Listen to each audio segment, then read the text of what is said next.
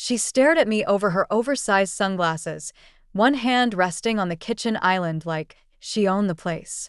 Her voice was smooth, dismissive, and loud enough that I knew she wanted me to hear it. She just sort of floats around like a ghost.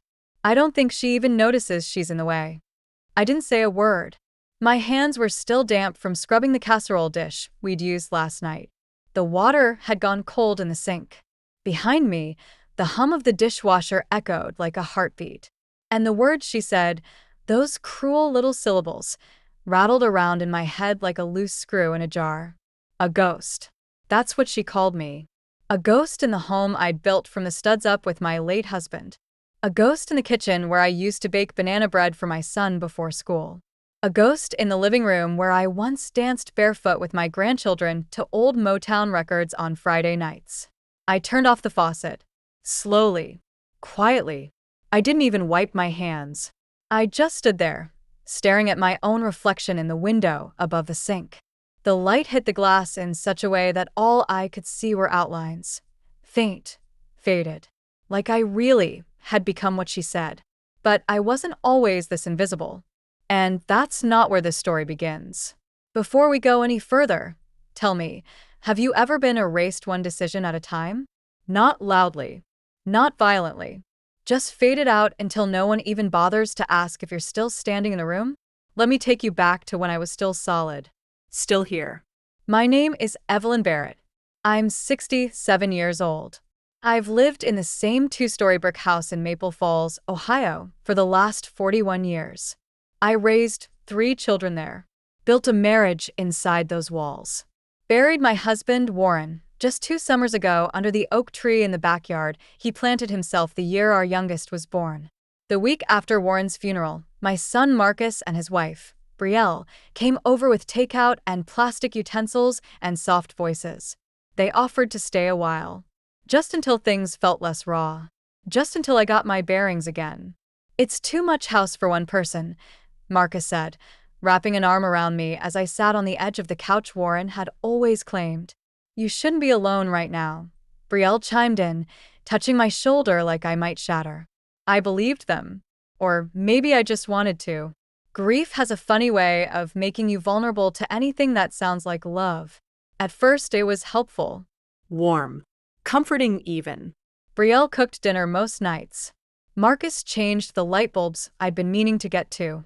They moved into the guest room with their golden retriever, Rufus, and promised they'd be quiet, considerate, and temporary. But temporary things have a way of growing roots when you're not paying attention. The second month, Brielle asked if they could repaint the dining room. She said the yellow was too stimulating for dinner time. The third month, my favorite armchair went missing. She told me later she'd put it in the attic because it was bad for posture. By the 4th month, they had ordered new living room furniture without asking. It arrived in a truck with 3 delivery men and plastic wrap, so tight you could hear it crackle as it uncoiled. We thought you'd love this, Brielle had said, clapping her hands together. It's modern, fresh. But it wasn't mine. And that's how it started, the quiet unraveling of everything I knew. The lace curtains Warren hung for me on our 25th anniversary, replaced with beige blinds. The chipped teacup I kept by the sink, gone. Brielle said it was unsanitary. Even the framed photo of Warren and me dancing at our daughter's wedding vanished from the hallway shelf, replaced with a canvas print of Brielle and Marcus on a beach somewhere I'd never been invited. I told myself not to be bitter. They were helping, after all, taking care of things, making life easier for me. But deep down, something wasn't right. And it all came to a head one rainy Thursday morning when I walked downstairs in my robe to find Brielle in my study, Warren's study, sorting through boxes. I froze in the doorway. She looked up casually. Oh, hey. I'm just making space for Marcus's new desk setup. He's gonna start working from home more. I stared at her. That's Warren's. I stopped myself. My voice felt thin in my throat. I know, she said quickly, standing. But you weren't really using it. And honestly, it's kind of dark in here. Don't worry. We'll keep some of his books on the shelves. For the aesthetic. The aesthetic. I remember backing out of the room without a word. my robe brushing against the doorframe like an afterthought. I remember going back upstairs and sitting on the edge of my bed for what felt like hours, staring at the floor and wondering when I had stopped belonging in my own house. They called it helping, but it was something else. Something quieter. More dangerous. It was erasure. One lamp, one drawer, one family photo at a time. I thought about my daughter, Miriam, who lived 2 states away. We hadn't been as close since Warren passed. She tried to call a few times in the early months, but I always let it go to voicemail. Grief made me brittle. I didn't want her to hear me cracking. Now I wondered if I should have let her in. If I'd made it easier for Brielle to take up that space because I'd let mine grow cold. But the truth was, I still had something they didn't know about. Something Warren left behind before he died. Something tucked away in a file folder I hadn't opened since the week he passed, because I couldn't bear to see his handwriting yet. But I would. Because when someone calls you a ghost in your own home, the only question left to answer is, what happens when that ghost remembers she still owns the land the living walk on? Before we continue, take a moment to let me know where you're watching from in the comments, and don't forget to like and subscribe to more powerful stories like this one. I didn't sleep that night. The words clung to the walls of my bedroom like mildew. She just floats around like a ghost. I kept hearing it over and over. Not just the words, but the way Brielle said them. Careless. Like I was already gone. Like I wasn't just invisible, but irrelevant.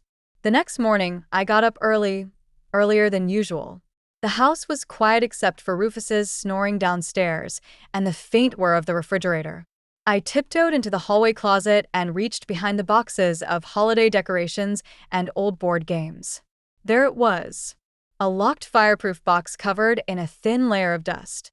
Warren had given it to me just a week before he passed.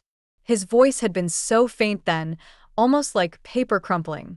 "Don't open this until you feel like you've disappeared," he said, coughing into the crook of his elbow. Not before. Not even a day before. At the time, I thought he was just being sentimental. Dramatic, even. I remember laughing through my tears and telling him he wasn't going anywhere. But he did. And now, 2 years later, I understood what he meant. I wasn't just grieving anymore. I was being erased. I carried the box to my room and locked the door behind me. The sun was just beginning to rise, painting soft pinks and purples across the sky. I sat on the floor, pulled out the old key from my jewelry drawer, and opened it. Inside were 2 things. A pale yellow envelope with my name, Evelyn, written in Warren's handwriting, and a folder labeled, Property Deed, Sole Owner. I didn't breathe. I unfolded the letter first. Warren's penmanship was neat, deliberate. The way he always wrote when he wanted me to take something seriously. Evelyn, if you're reading this, I want you to know something that I didn't get to say out loud enough. You made this house a home. Not the bricks. Not the walls. You. Before the doctors told us there was no more road left, I made sure to protect what we built. I had the deed changed. The house is yours. Solely yours. No one else's name is on it. I did it quietly so you wouldn't argue, like you always do when it comes to fairness. But this is fair. If they're trying to replace you in your own home, let them try. But remember this, you hold the keys, Evie. Not just to the house, but to your life. When you're ready, use them. I love you always. Vous. I held the letter against my chest and wept. Not loud, not broken, just quiet, steady tears that soaked through the cotton of my nightgown and into my skin. Warren had seen it coming. Not this exactly, but enough of it to know I'd need armor. That I'd need proof. And there it was, his final act of love. I pulled the deed from the folder. My name was listed clearly, cleanly. Evelyn Grace Barrett, sole legal owner. No co-signers. No joint titles. No power of attorney nonsense. Just me. I read it twice. Then a third time. Then I placed it back in the folder like it was made of porcelain. When I emerged from my room later that morning, Marcus was already gone for work. Brielle stood at the kitchen sink, in leggings and a silk robe, sipping green juice like she was the one paying the mortgage. "Morning," she said, not looking at me. I nodded and went to make coffee. I didn't say anything. I didn't have to. I had something stronger than words now. I had certainty. That day, I began observing everything more closely. I watched how Brielle threw out my baking tins without asking, called them warped and rusty. I noticed how she scolded me when I let the mail pile up near the entry table, said it made the house look unkept. And I began to see how Marcus had slowly begun to take her side in the quietest of ways. The way he nodded vaguely when I brought up how they'd rearranged my pantry. The way he avoided eye contact when Brielle talked over me at dinner. There was no shouting. No full-blown fight. Just silence. The kind that suffocates. And yet, I felt calm. Because I knew something they didn't. That night, I did something I hadn't done in years. I pulled out my old notebook. The one I used to keep when Warren and I were dreaming about building the house. Inside were sketches of furniture layouts, favorite paint colors, gardening notes. Our life's blueprint.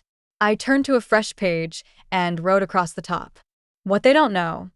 And I started my list. I own the house outright. They have no legal claim to anything. Warren protected me from exactly this. I'm not powerless. I still have a voice. I remember who I was before they made me feel small. I tapped the pen against the page for a moment before adding one last line. They think I'm gone, but I've only just arrived. That night, I slept with the deed under my pillow. Not because I thought they'd steal it, but because I needed to feel its weight.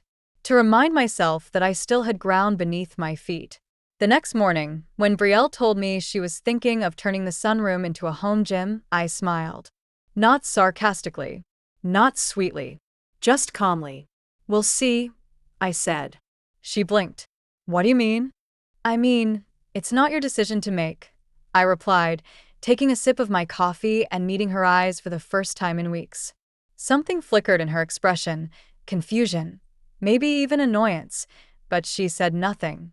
I smiled again, because now I was no longer reacting. I was preparing. They say when you stop asking for permission, people start to panic. But I didn't want panic.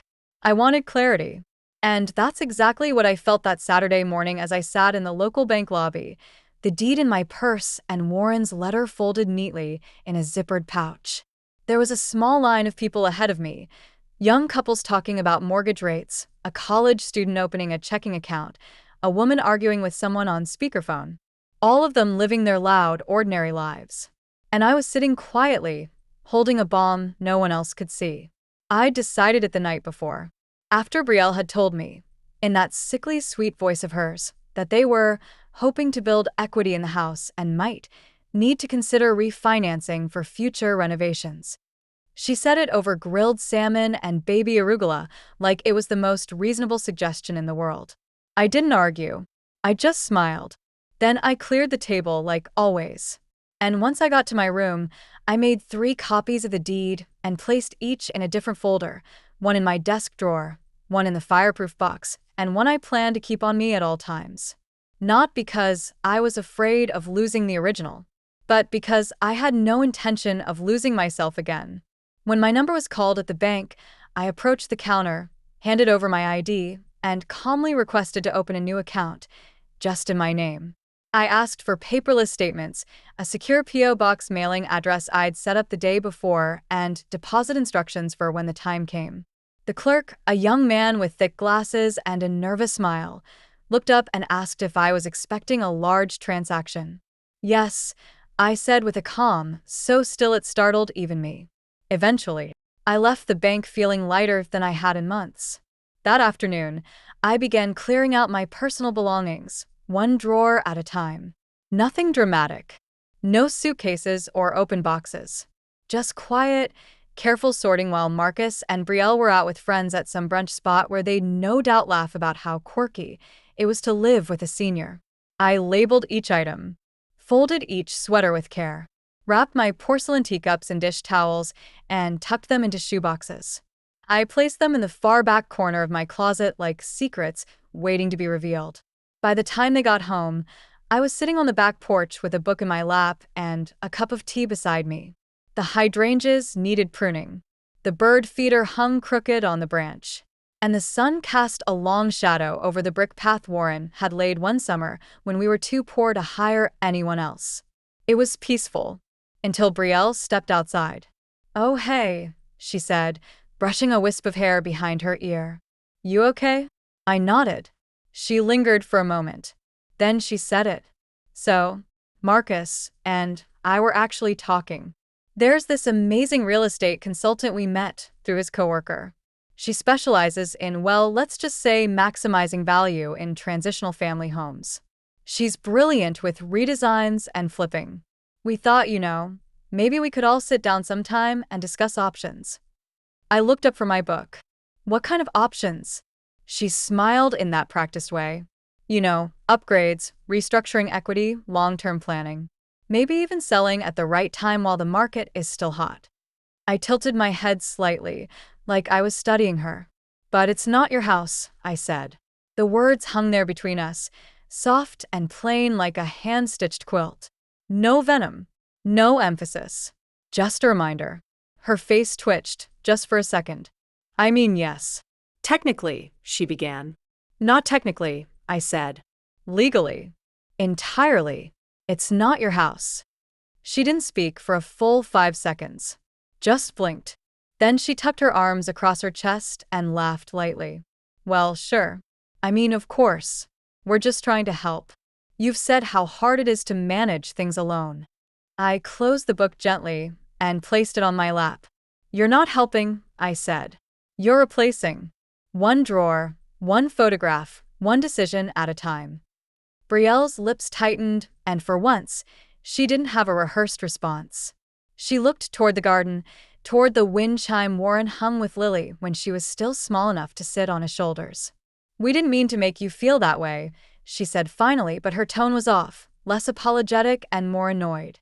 I said nothing, and she left. I sat there a while longer, watching the sun stretch itself thin across the lawn. I remembered how Warren used to mow it in perfect diagonal lines, proud of how neat he kept it even in July heat. I remembered the way Marcus used to chase fireflies out here, the way I'd clap when he caught one. I remembered everything. And for the first time in months, I didn't feel like the house was slipping away from me. I felt like it was waiting. That night, I opened a new document on my computer. I titled it, Exit Strategy. Step 1. Legal consultation. Step 2. Quiet financial prep. Step 3. Call my cousin Lorna in Fairview. She owns a lakeside rental cottage. Step 4. Realtor? I stared at the blinking cursor after that. I didn't want to leave the house, but I wasn't going to stay a ghost either. Then I added one more line. Step 5. Reclaim everything they thought they could erase. I saved the document. And just before I shut down for the night, I wrote a note to myself in bold font, right at the top of the page. You don't need to shout. You just need to move. The next week, they started renovating the bathroom. Without asking. Brielle came home from her yoga class one afternoon and announced it like it was a surprise party. "I found this amazing contractor. He's going to tear out the old tub and put in a walk-in shower. Much safer for everyone, right?" I didn't respond at first. I stood in the hallway, blinking at her like she was speaking another language. She filled the silence. "He starts Monday. It's a good time to do it. Marcus can work from home, and I'll coordinate the details. I've already picked the tile." The word details stung more than I expected, because that's what I had become in my own house. A detail. An outdated chair to be reupholstered. A sentimental trinket to be boxed away. A relic to be adjusted around. I nodded slowly and walked back to my room. But I didn't close the door. I wanted her to hear the sound of a zipper pulling shut as I tucked my birth certificate and Warren's letter into a manila envelope. I wanted her to know, in the quietest way, that I was still capable of decisions. Because while she planned new tile, I planned something else. That evening, I called Lorna, my cousin in Fairview. She picked up on the third ring, her voice warm and unhurried, the way it always had been. "Evie? That really you?" I smiled. "It's me." She didn't ask why I was calling after so long. She just listened. After I explained the situation, carefully, without too much emotion, she was silent for a moment. Then she said, "You still like the smell of pine and clean laundry?" I laughed, a little surprised by the sound of it. "Always." "Well, good," she said. "Because I've got a cottage that's been sitting empty all spring. You'll have your own kitchen, a porch, a wood-burning stove, and no one telling you where to hang the dish towels." My chest swelled. I hadn't realized how badly I needed the offer until it was given. "I can pay rent," I told her. "You'll pay me in muffins and crossword puzzles," she said. "Now, when can I expect you?" I didn't answer right away, because I wasn't ready to move out just yet. I was ready to move forward. That night, I opened my notebook again. This time, I started a new list. What they don't know I've already done. Opened my own checking account. Transferred my name to all utilities. Made 3 copies of the deed. Contacted realtor, appointment Thursday. Cottage in Fairview reserved. P.O. box established for personal mail. The next morning, Brielle brought in paint swatches for the bathroom and laid them on the counter like she was auditioning for a home makeover show. "This one's called Glacier Mist," she said, pointing to a gray-blue square. "Very serene. Don't you think?" I took a sip of my coffee and smiled. "I think it'll look great in your next house." She blinked. "What?" I turned to the window. I said, "I'm sure you'll find a way to make it work somewhere else." Brielle stared at me like I'd spoken in code. But I didn't clarify. Let her sit with it. Let her feel, for once, the tremble of uncertainty. Later that day, while she was out, I walked through the house with a legal pad in hand. I noted everything I wanted to mention to the realtor. The crown molding Warren installed in the dining room, the new water heater, the stone path in the backyard that Marcus had once helped build as a teen. I wanted to remember every piece of it before it changed hands. And I wanted to make sure that when it did, it was on my terms.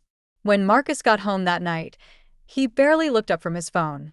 I waited until he sat down, then said, "Marcus, I have something to talk to you about." He looked up, instantly tense. "Nothing's wrong," I said.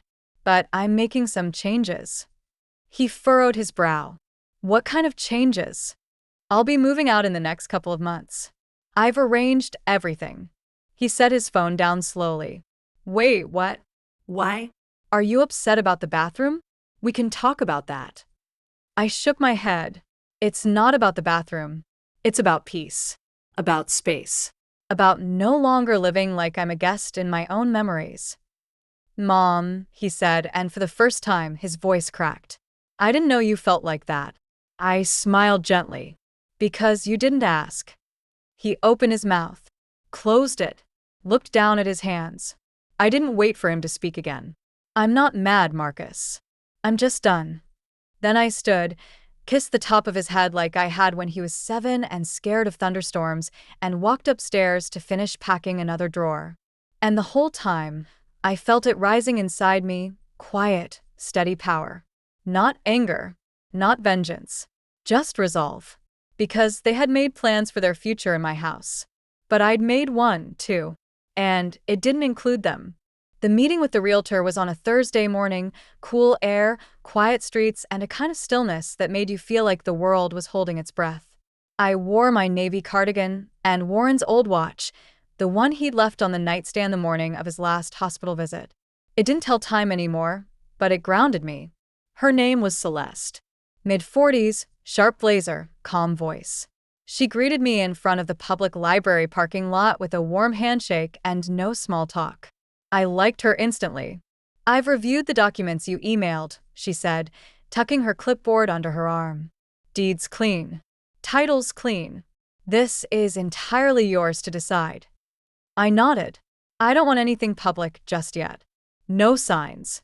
No online listings. Quiet inquiries only." Her eyes met mine. "You want to stay in control until the end." "Exactly," I said. "Then we'll proceed quietly. Just how I prefer it anyway." We walked the perimeter of the house together later that afternoon, while Marcus was at work and Brielle was at her weekly Pilates class. I had Celeste come through the back gate and leave her car parked 3 blocks away. Not because I was ashamed, but because I wanted time to finish this on my terms, not theirs. Inside, she took notes. She asked questions about the foundation, insulation, the age of the windows. I answered every one without hesitation. I knew this house like I knew the backs of my own hands. Every creak in the floor, every patch of sunlight that hit the hallway at 3 p.m., every squeaky cabinet door in the kitchen. Celeste paused near the fireplace, running her fingers gently along the mantel. "Is that hand-carved?" she asked. I nodded. "Warren did it when we remodeled in '89. He added those grooves to match the front door trim." She smiled. "They don't make homes like this anymore. They build boxes now. This has history." I felt my chest tighten. Not with grief. Not with sadness. With pride. She stepped out back to examine the garden. I followed, walking slowly across the stones Warren laid in a spiral around the hydrangeas. Most of them were overgrown now, and the lavender bush had swallowed half the stepping path, but it still smelled like summer. Celeste inhaled deeply. "You kept this place alive." I looked down at my hands. They were worn, spotted with age, and strong. "I tried," I said. Back inside, she handed me a folder. "I'll draft a private listing. Only vetted buyers. You'll have final approval of every showing." "Thank you," I said and meant it. She tilted her head. "Just one question." "Yes." "Why now?" I took a breath and gave her the truth. "Because they stopped seeing me, and I finally started seeing myself again." She didn't press further. She just nodded and left through the back, just as we'd planned. That evening, I sat in the living room with my tea and a notepad. Brielle came in, chatting on speakerphone with someone about weekend plans. She paused when she saw me. "Oh," she said, barely glancing at my notepad. "We're having the contractor come by again on Saturday. I hope that's okay." I sipped my tea. "You'll have to cancel." She blinked. "Excuse me?" I looked up slowly. "There won't be any construction. Not here. Not anymore." Her mouth opened slightly, then closed. Her nostrils flared just a little. "I don't think you understand." "No," I said gently. "I don't think you do." I stood, set my mug on the coaster, and walked past her without another word. Because I wasn't going to argue in circles with someone who'd mistaken my silence for approval. I was done repeating myself. That night, the listing agreement was finalized. Celeste texted me at 9:13 p.m. All signed. First private showing scheduled for Tuesday. Out-of-state couple, semi-retired, looking to downsize. Interested in homes with character.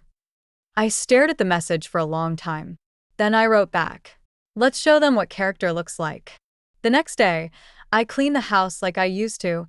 Every corner, every baseboard, every forgotten drawer. Not to impress. To honor. To say goodbye with grace. Brielle walked into the kitchen while I was scrubbing the sink. "You don't have to do all that," she said. "We're going to redo this whole thing eventually." I didn't look up. "No, you're not." She laughed nervously. "What's gotten into you lately?" I stood up straight, drying my hands. "Ownership," I said, and left the room. And for the first time in years, I didn't feel like I was walking away from something. I felt like I was walking toward it. I didn't tell them the house was listed. I didn't need to. Sometimes silence has more gravity than any announcement ever could. Tuesday morning came quietly. Celeste texted me to let me know the buyers would arrive at 9:30 sharp. I told her I'd make myself scarce. I didn't want Marcus and Brielle to know anything until it was too late to undo it. I'd made arrangements the week before, a morning appointment with my accountant, followed by brunch with Lorna. Just enough time for Celeste to show the house, note any issues, and deliver a soft pitch. But as I stepped out the front door at 8:45, purse slung over my shoulder and keys in hand, Brielle came into the hallway, balancing a yoga mat and an overpriced tumbler. "Where are you headed?"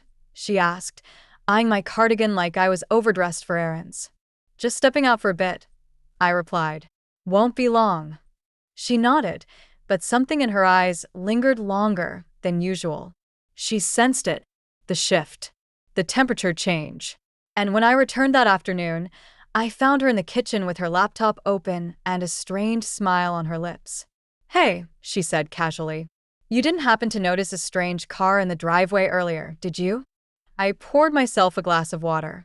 "No, I don't think so." There was a woman here. Said she was with a real estate agency. Toured the house with two other people. Said she had permission from the owner. She paused. That would be you, right? I took a sip of water. It would. So, what's going on? I looked her dead in the eye and said it plainly. I'm selling the house. Her laugh cracked out before she could stop it. Sharp, disbelieving. No, seriously. What's going on? I didn't blink. I just told you. The laugh died in her throat. You can't do that without telling us. I raised an eyebrow. Can't I? Her mouth opened, but nothing came out. It's my name on the deed, not yours, not Marcus's. There was never a joint agreement. You two moved in because I let you. That was a kindness, not a contract. She stared at me, stunned. But we've put money into this place. The furniture, the backyard grill, the shelving in the basement. All of that was us. I nodded. And every piece of that can be packed and taken with you. Her cheeks turned pink with heat. This isn't fair. Fair, I echoed. Let's talk about fair. Is it fair that you took over my kitchen, my living room, even Warren's study without asking? Is it fair that you slowly replaced every memory I'd built in this house with your neutral palettes and cold glass centerpieces? That wasn't intentional. Yes, it was. It was convenient for you to decide this was your house before you had the right to call it that. But guess what? That decision was never yours to make. She stepped back a little, like my words had weight. Finally. You should have told us, she whispered. I set my glass in the sink. No, Brielle. You should have seen me. I walked upstairs after that and shut the door to my room. She didn't follow. She didn't yell. And for the first time, I realized she didn't hold the power she thought she did. It had always been borrowed. And now I was taking it back. Later that evening, Marcus came home. Brielle must have told him everything because he didn't speak to me for over an hour. He moved through the house like a fog, silent, slow, vaguely resentful. When he finally knocked on my door, his voice was low and tired. Mom, I looked up from my desk. Yes. Can we talk? I nodded. Of course. He stepped in, closing the door behind him, but he didn't sit. He stayed standing, like a boy who knew he'd broken something but didn't yet understand how badly. So, it's true? Yes. He rubbed his forehead. You're really selling the house? I am. A long silence settled between us. I didn't think you'd do something like this without telling us first. I didn't think you'd erase me one decision at a time, I said softly. He winced. I'm not trying to hurt you, I added. But what's happened here, it's not working. Not for me. I thought we were helping, he said, quieter now. You thought wrong, I replied gently. You let her make this house something I didn't recognize. And worse, you stood by and let me fade from it. You watched her remove every part of me and didn't say a word. He sat down finally, shoulders slumped. I didn't know what to say. That's the problem, I whispered. He looked at the floor. What happens now? The house is under contract. I've accepted an offer. Closing will happen in the next few weeks. Where will you go? I gave him a soft smile. Somewhere peaceful. Somewhere where I get to decide where the teacups go. He almost smiled at that. Almost. And what about us? He asked. I paused, then said, that depends on what you do next. I didn't mean it as a threat. Just a truth. He left my room quietly, no slamming doors, no dramatic exits. Just a slow, dragging walk of someone who'd finally realized the game had changed, and they weren't the one holding the board. The next morning, I met Celeste at the curb. We stood side by side, her holding the signpost, me holding a small hammer. You sure about this? She asked. I looked at the front porch, the bricks Warren laid by hand, the window panes I cleaned for 40 years. I'm sure. She pounded the sign into the lawn while I held the corner steady. It was white, clean, elegant. For sale. Private listing. Contact. Celeste Graham Realty. I didn't linger. I walked back inside, brewed a cup of tea, and watched from the window as a jogger passed and glanced at the sign. It was done. I hadn't yelled. I hadn't begged. I'd simply moved. And now the house was leaving them the same way they'd left me. Quietly. The emails came first. 2 days after the sign went up, my inbox filled with back-to-back messages from Marcus. Each one longer, more frantic than the last. Subject: Can we talk? Subject: You're making a mistake. Subject: Please don't do this. Then came the text: Mom, this isn't just your decision. We live here too. Can you please wait until we have a real conversation? What about Lily? Do you really want to uproot her like this? That one hurt. He'd never mentioned Lily before. Not once since I told them I was moving forward with the sale. But now, when their foundation started to crack, she was his shield. I didn't reply. I read every message, every punctuation mark, every carefully inserted phrase meant to make me doubt myself. But I didn't. I'd done enough doubting for 2 years. The calls came next. First Marcus, then Brielle, then both. I watched the phone buzz on the kitchen table, then calmly turned it face down. The sound reminded me of a trapped bee, frantic, wild, buzzing against the glass. But I didn't swat it. I didn't pick it up. Let them sit in the silence they'd once forced on me. Let them taste what it was like to be shut out without a door slamming behind you. 2 days later, Marcus knocked on my bedroom door. Not hard, not angry, just tired. Mom, he said quietly. I opened it, keeping the space between us deliberate. I didn't invite him in. We need to talk, he said. So talk. He looked down at the floor. Why didn't you just tell me before? I tried, I said. But you only heard me when I agreed with you. He winced. Why now? He asked. Why so suddenly? Suddenly. I let out a breath of disbelief. You think this was sudden? Marcus, I've been erased one curtain rod at a time. One photo frame, one cabinet, one room. You and Brielle didn't make space for me. You rearranged my life without asking. He rubbed his temples. I didn't mean for it to get this bad. But it did. And you didn't stop it. He looked at me, eyes glassy. What are we supposed to do now? Start over, I said plainly. Somewhere that belongs to you. Not me. Not Warren. Just you and your family. He looked like he wanted to argue, but there was nothing left to say. The facts didn't care about feelings. And this house, the one they'd treated like a prize, was never his to claim. That afternoon, I started the formal move-out process. I scheduled the transfer of utilities, contacted the moving company, signed the final paperwork with Celeste, and then I made a phone call of my own. Lorna, I said as she picked up. She laughed, warm and loud. Well, look who finally remembered to call a cousin back. The offer still stands? I asked. For the cottage? I've already aired out the mattress and dusted the bookshelves. You'll be there in time for the maple leaves. That night, I sat on the front porch one last time, wrapped in a shawl, sipping chamomile tea from the mug Warren gave me on our 30th anniversary. The porch light flickered slightly. A breeze ran through the wind chimes. And I let myself feel it all. The pain. The release. The quiet justice. Brielle came out while I was there. She wore an expression that was half pity, half challenge. So, this is really happening. Yes, I said. You're just going to leave the house? The family? I looked over at her, letting her see the full strength of my gaze. I'm not leaving the family. I'm leaving the people who made me feel like I didn't belong in it. She scoffed, folding her arms. Do you know how this will look to people? I don't care how it looks. I care how it feels. And for the first time in years, it feels like I can breathe. You could have just talked to us. I did. I begged with silence, with swallowed dinners and ignored holidays. You just didn't want to hear it unless I was yelling.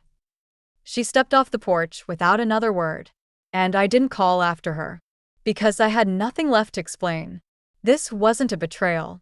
This was a boundary. The next morning, the official notice of sale was taped to the inside of the pantry door, folded neatly and signed in ink. I placed a second copy on the counter. By noon, Celeste had texted. Final inspection complete. Buyers are thrilled. Closing in 10 days. 10 days. That was all that remained between the past and the door I was about to walk through. Later, while packing a box of old photographs, I came across one I hadn't seen in years. Me, Marcus, and Warren in the front yard. Warren holding the camera out to capture the three of us, smiling in the summer sun. I traced my finger across Warren's shoulder, remembering the warmth of his skin, the steadiness of his hand. "I'm doing it, Warren," I whispered. "I'm finishing the story we started." The photo went into a new frame, one I picked out for myself, because I was no longer asking for space in someone else's frame. I was building one of my own. The morning I left, no one said goodbye. Not because I slipped out unnoticed, but because silence had become our default language. And in a strange way, that made it easier. I had already scheduled the movers. They arrived right on time. Two men in blue uniforms who addressed me as ma'am and carried my boxes with more care than anyone had shown me in years. Everything I wanted fit neatly into 10 labeled containers. Not because I had so little, but because I had finally learned what to take and what to leave behind. I left behind the furniture they picked out. The dishes Brielle insisted were more modern. The art she hung in the hall to cover the dents from Lily's stroller. But I took the teacups. The photo of Warren smiling in the backyard, rake in hand. The wind chime he installed the year we retired. And the deed. Folded clean, kept close in my bag like a compass pointing true north. By noon, the house was mostly empty. Just a few echoing walls and the faint scent of lemon polish lingering on the floors. I walked through each room one last time, letting the memories surface, not to hold on to them, but to set them free. The hallway where Marcus once ran barefoot in pajamas, dragging a toy car by a string. The kitchen where Warren and I once slow danced while the soup boiled over on the stove. The front door I painted green on a whim one spring afternoon, and Warren didn't complain even though he hated the color. I let the weight of those moments wash over me. Then I walked into the living room and placed an envelope on the mantel. Inside was a copy of the final sale agreement, a formal notice to vacate, and a short letter. I didn't leave a return address. Just a note that read, "You were guests here. You mistook that for ownership. Now it's time to go." At 3:15 p.m., the buyers arrived for the final walkthrough. Celeste was already there, clipboard in hand, her voice as measured and steady as ever. The couple, George and Eliza, were in their late 50s. Soft smiles, warm eyes. Eliza carried a notepad and a folder full of floor plans. George reached out to shake my hand the moment he stepped onto the porch. "You must be Evelyn," he said. "It's an honor. We've heard nothing but beautiful things about this house." "It's all yours now," I said, placing the keys in his hand. "Take good care of it." "I promise," he replied. And something in his voice told me he meant it. As I turned to leave, Eliza touched my arm gently. "We'll keep the hydrangeas," she said. "They're beautiful. And we'll add a few more roses in the back, if that's all right." I smiled, really smiled. "It's more than all right. It's perfect." Then I walked to the car where the movers had already packed the last box. I got in, closed the door, adjusted the rear-view mirror, and for the first time in years, I didn't look back. As the house grew smaller in the mirror, I felt something loosen in my chest. The kind of slow, soft relief you don't expect. Like exhaling after holding your breath underwater. I wasn't fleeing. I was choosing. And the road ahead, winding past the lake, lined with gold-leafed trees and fading light, felt wide enough to hold me. The cottage Lorna offered was modest. A 2-bedroom with creaky floors, a fireplace that smoked if you didn't open the flue properly, and the faint smell of cedar in every room. But it felt like sanctuary. She'd left fresh sheets on the bed and a pot of chili warming on the stove. And on the kitchen table sat a card with my name in curling cursive. "Welcome home, Evie. No approval required." That night, I slept better than I had in years. The wind outside rustled the trees. The fire popped. And for once, the silence in the room didn't feel like abandonment. It felt like space. Mine. The next morning, I made a list. Not of what I had lost, but of what I had gained. What I own now. My name. My peace. A porch with no judgment. A stove with no arguments. My own morning light. Time. I sat on the back step with my coffee, wrapped in Warren's old flannel. The lake shimmered in the distance, and ducks glided lazily across the water. I didn't need anyone to see me here. I didn't need applause. I didn't even need forgiveness. I needed this. The quiet. The autonomy. The return to myself. Around noon, my phone buzzed. A new message from Marcus. You really sold it. I didn't believe you would. I guess that's on me. And a second message, moments later. I told Lily you were gone. She cried. Then she drew you a picture. I closed the phone, not because I was angry, but because I wasn't ready to carry anyone else's emotions again just yet. Not today.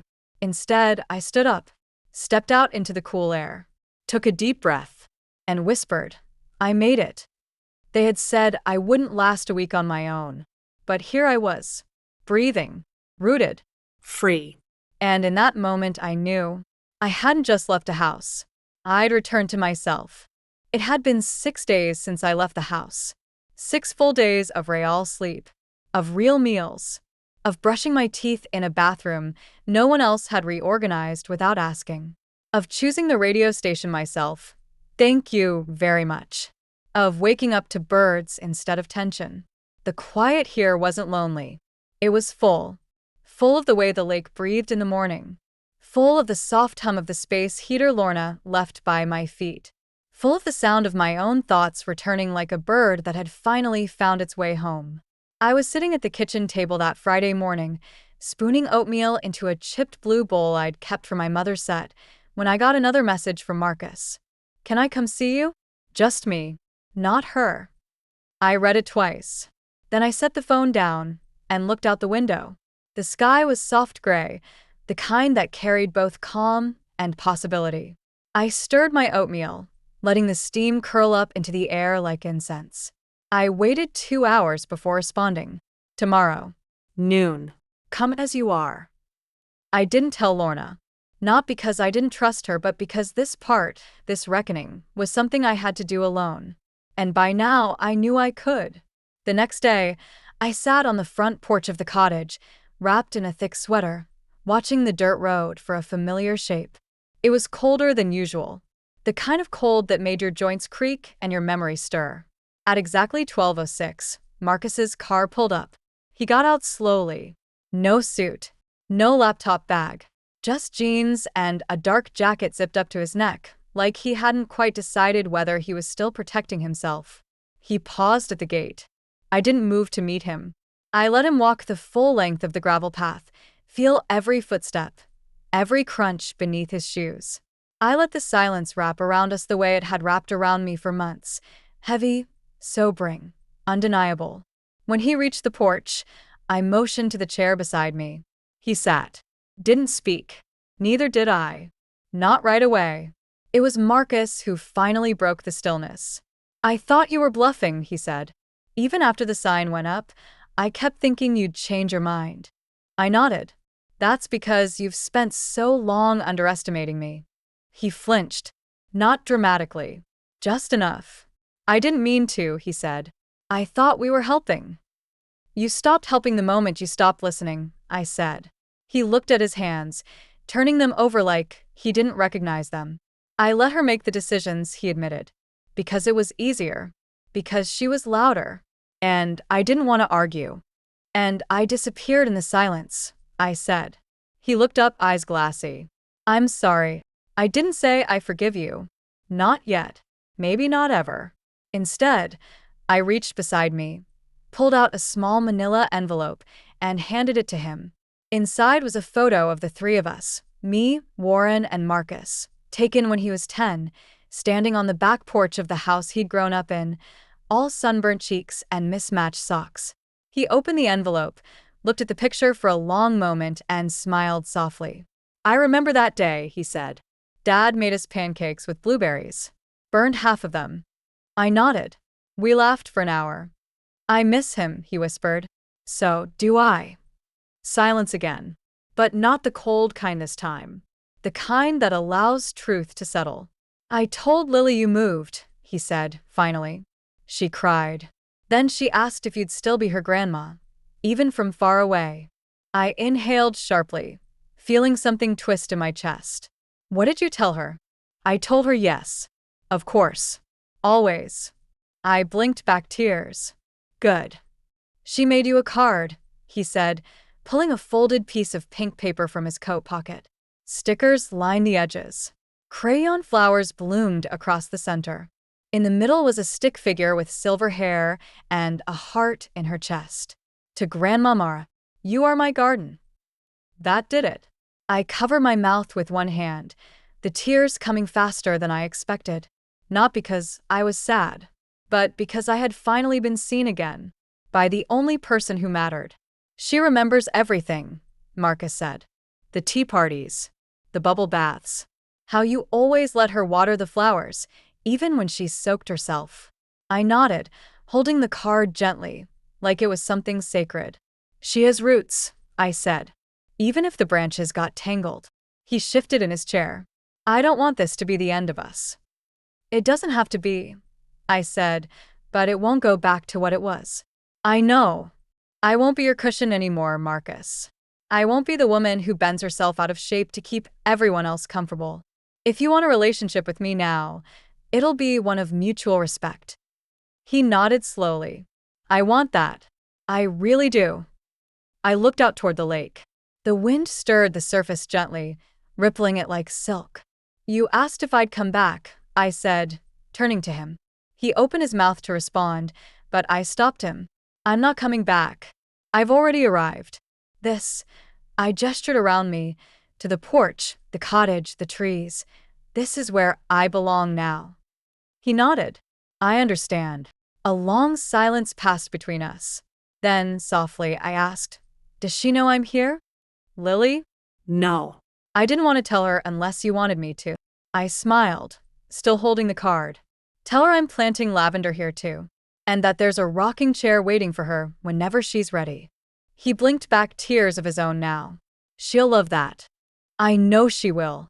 He stood to leave, pausing at the porch steps. Can I come back sometime? I thought about it. Then I nodded. Yes. But knock first. He laughed through his tears. Always.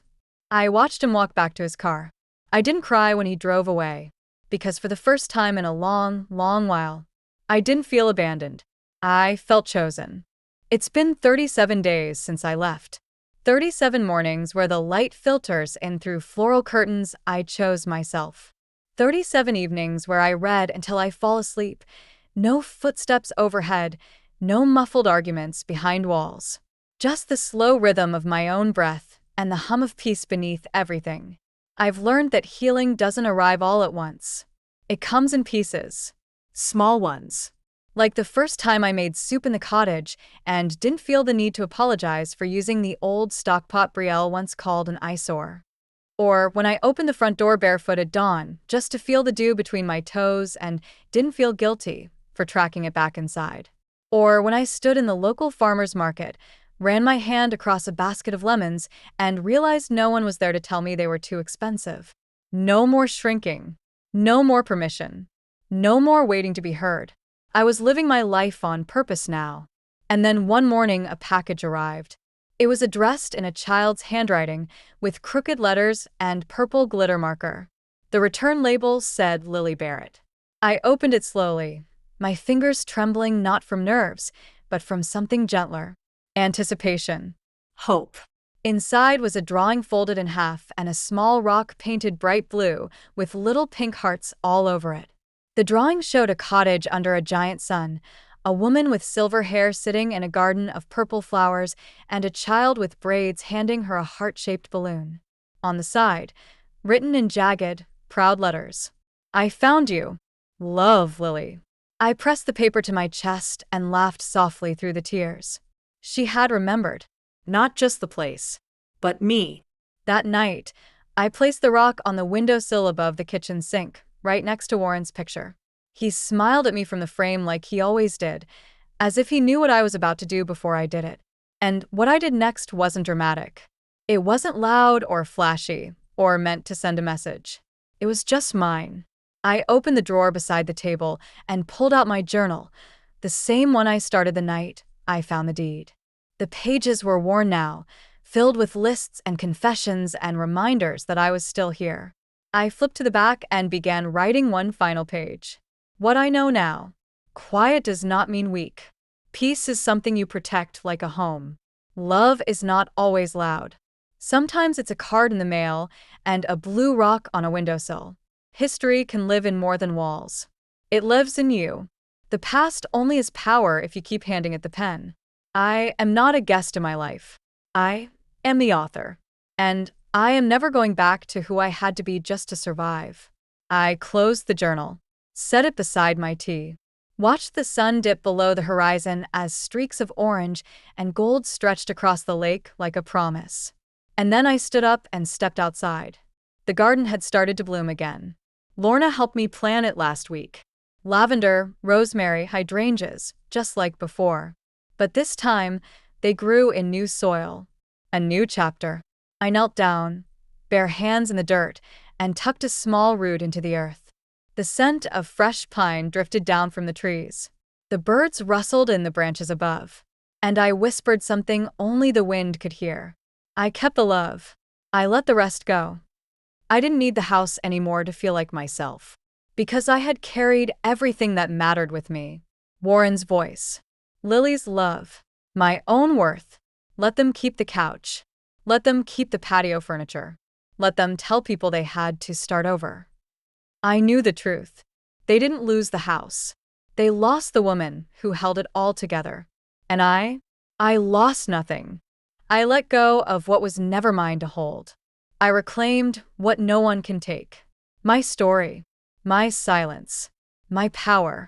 And now, when people ask where I live, I don't say, just outside of town, or with my cousin for now.